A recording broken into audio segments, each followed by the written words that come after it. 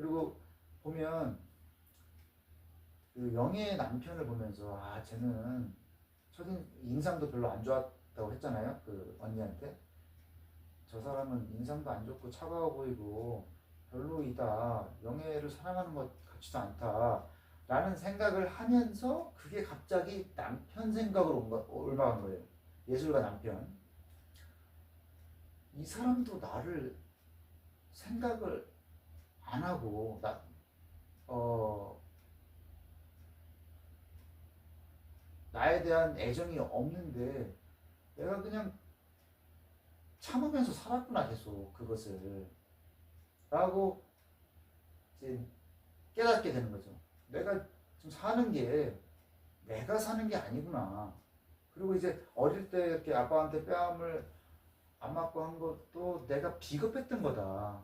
내가 이렇게 뭐 내가 할 일 잘한 것처럼 하는데 그게 결국에는 아빠한테 뺨 맞는 것을 모면하기 위해서 내가 그런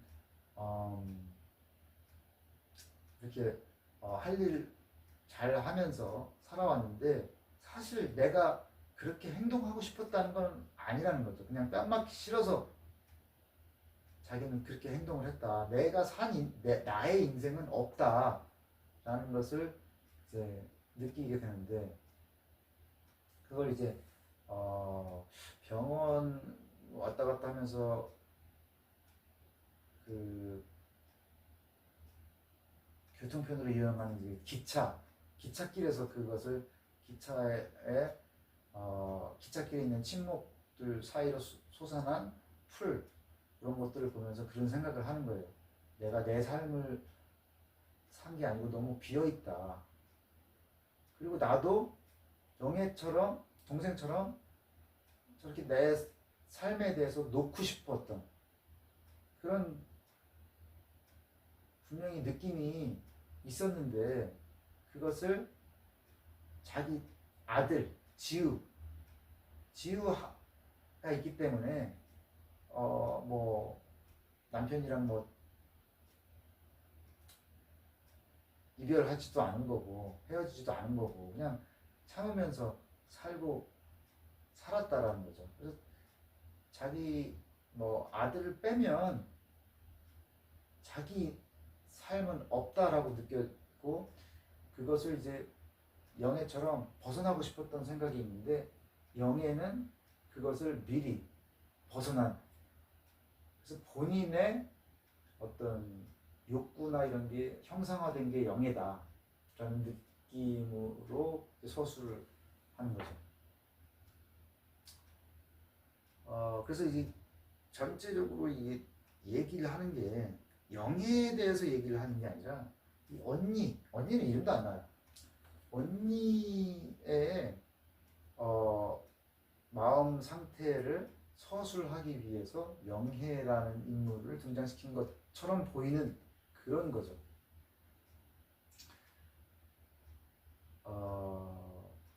그리고 이제 영애는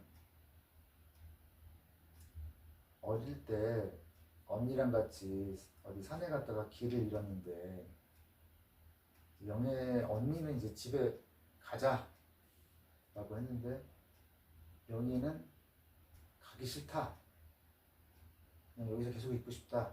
숲속에서 얘기를 했거든요. 그게 집에 돌아가기 싫은 게 집에 들어가면 아빠한테 또 뺨 맞고 뭐 그런 트라우마가 있는 거죠. 그래서 그런 면 폭력에 대한 저항성 뭐 그런 얘기가 그런 표현들밖에 없어요. 그래서 딱히 뭐 폭력이 여기 딱 그 외에는 나오지도 않고 채식주의가 왜 채식주의를 택하는 건지 도저히 알 수 없는 그런 거죠.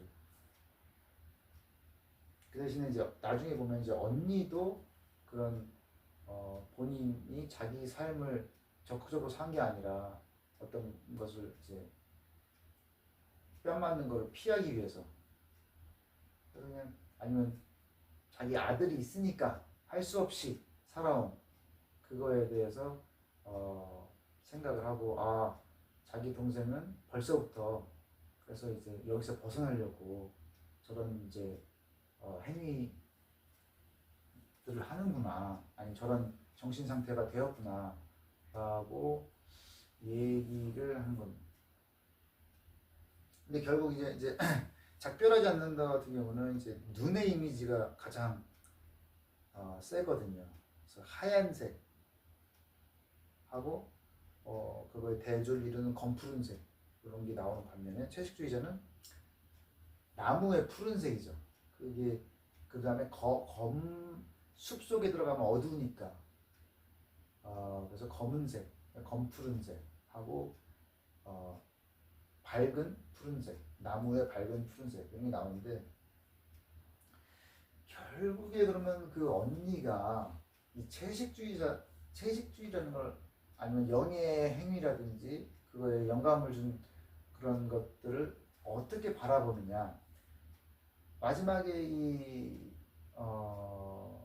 영해가 이제 도저히 밥을 안 먹으니 아무것도 안 먹고 하니까 목에 있는 혈관으로 그 밥이 될 수 있는 거를 이제 주입하려고, 그런 거를 이제 작은 병원을 에서는 할 수가 없으니까 큰 병원으로 가는 그 응급차 안에서 밖에 있는 그 길가에 나 있는 푸른 나무들을 보면서 그 푸른 나무들을 굉장히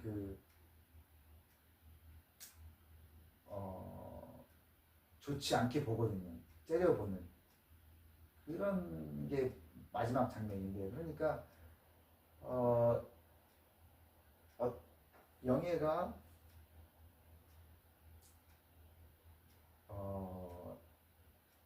인간성으로부터 벗어나려고 하는 나무가 되겠다 라고 하는 것이, 자기도 그런 욕망이 있고 자기도 자기 삶을 이제 피동적으로 아니라 주체적으로 해가지고 자기 자신을 놔버리고 싶은 순간이 분명히 있었는데, 그래도 이 영해를 이렇게 정신병자로 만들고 마지막에 먹는 것까지 거부하게 만들어서 이제 목숨이 위태롭게 된 그 상황에서 그거의 원인이 된 그 나무 푸른색, 밝은 푸른색의 이미지를 싫어하는 거죠. 그래서 그렇게 마무리가 되거든요. 그래서 채식주의자는 그런 작품이다 라고 해서, 제가 보기에는 채식주의에서 1장은 뭐 이렇게 딱히 뭐 작품성에 대해서 알 수는 없을 것 같고, 두 번째 장은 약간 그 형부의 어떤 예술적인 뭐 그런 거 그런 것이 표현이 되면서 동시에 어떤 뭐 선정적이라고 사람들이 판단하기도 하는 그런 장면들이 뭐 나오는 그런 거. 근데 이제 진짜 작품성은 세 번째 장에 있지 않은가. 그래서 그 언니가 동생의 그런 비정상적인 행위를 통해서 바라본 본인의 욕구, 그런 것이 이제 영예로 형상화된 그런 서술을 통해서 작품성이 3장에서 제일 보이고, 3장을 보면 이것이 작가가 요 채식주의자 책에서 드러내고자 했던 생각이 아닌가라는 생각도 들면서, 이게 또 이제 사실은 이게 한 권으로 돼 있지만 따로따로 발표된 것들을 이제 묶은 그런 책이라고 알고 있는데, 그렇게 보면은 1장이랑 2장은 도대체 뭔가 이런 생각도 드는데, 아무튼간 끝까지 다 읽고 나면 작품성이 그래도 있다.